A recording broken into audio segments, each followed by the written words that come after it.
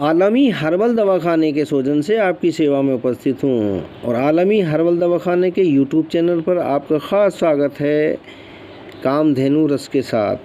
तो आज जानकारी होगी कामधेनु रस की। कामधेनु रस किन किन औषधियों से बनाया जाता है और किन किन लोगों में इसका प्रयोग करना लाभदायक होता है, कितनी मात्रा में इसे प्रयोग किया जाता है, इसकी पूरी जानकारी देंगे। इसकी जानकारी से पहले यदि आप चैनल पर नए हैं, पहली बार देख रहे हैं, चैनल को सब्सक्राइब नहीं किया है तो पहले चैनल को सब्सक्राइब करें, फिर घंटी वाला बटन दबाएं ताकि आने वाली समस्त वीडियो आपको प्राप्त होती रहें और आप उससे पूर्ण लाभ प्राप्त करते रहें।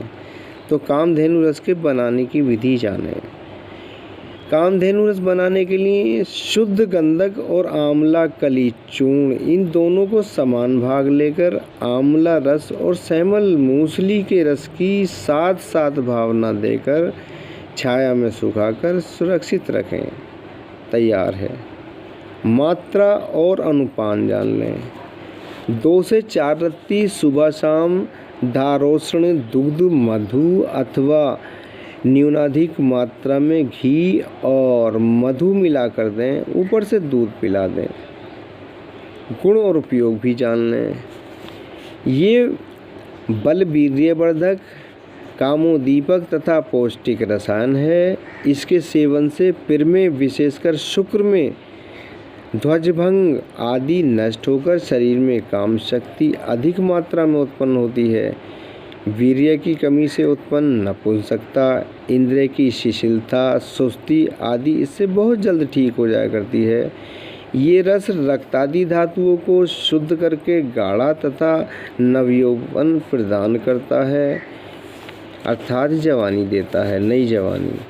पाचन क्रिया में जब विकृति उत्पन्न हो जाती है, अर्थात पाचन पित्त की निर्बलता के कारण भोजन किए हुए पदार्थ का ठीक पाचन नहीं होने से रस रक्तादि धातु अच्छी तरह नहीं बन पाती, जिससे रस रक्तादि धातुओं का क्रमशः क्षय होकर शरीर कमज़ोर होने लगता है।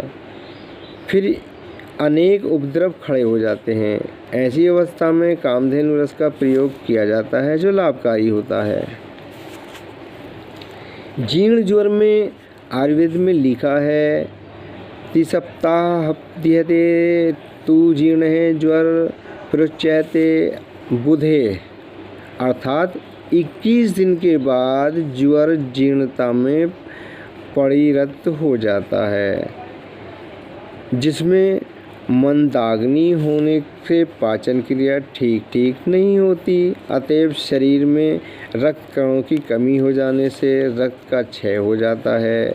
रक्त कणों की कमी के कारण शरीर कांतिहीन हो जाता है तथा ज्वर, प्यास, जलन, चक्कर आना, मन में बेचैनी, नाड़ी की गति में वृद्धि इत्यादि लक्षण होते हैं।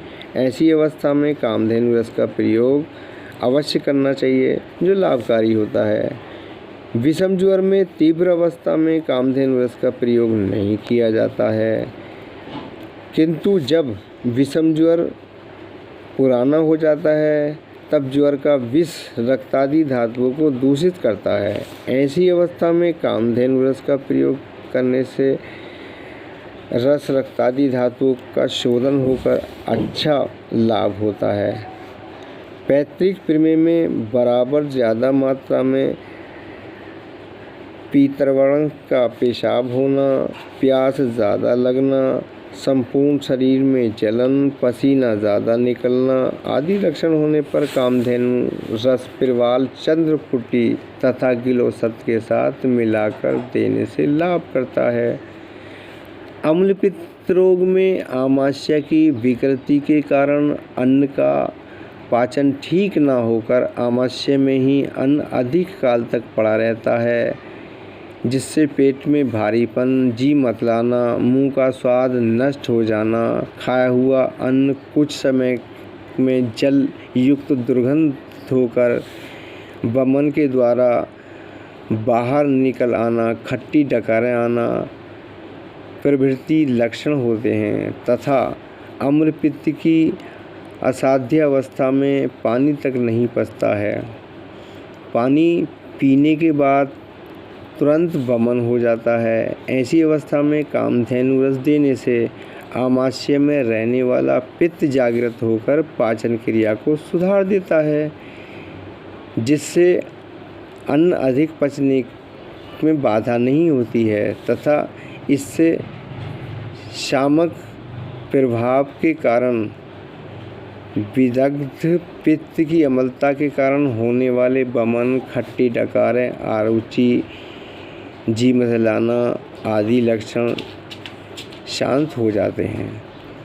आप भी इसका प्रयोग करके लाभ प्राप्त कर सकते हैं। यदि वीडियो अच्छी लगी हो तो वीडियो को लाइक करें, चैनल को सब्सक्राइब करें, घंटी का बटन दबाना भी ना भूलें ताकि समस्त वीडियो आपको प्राप्त होते रहें, आप इससे पूर्ण लाभ प्राप्त करते हैं। और आज्ञा दें, फिर भेंट होगी किसी अन्य ज्ञान भरी वीडियो के साथ। आदाब।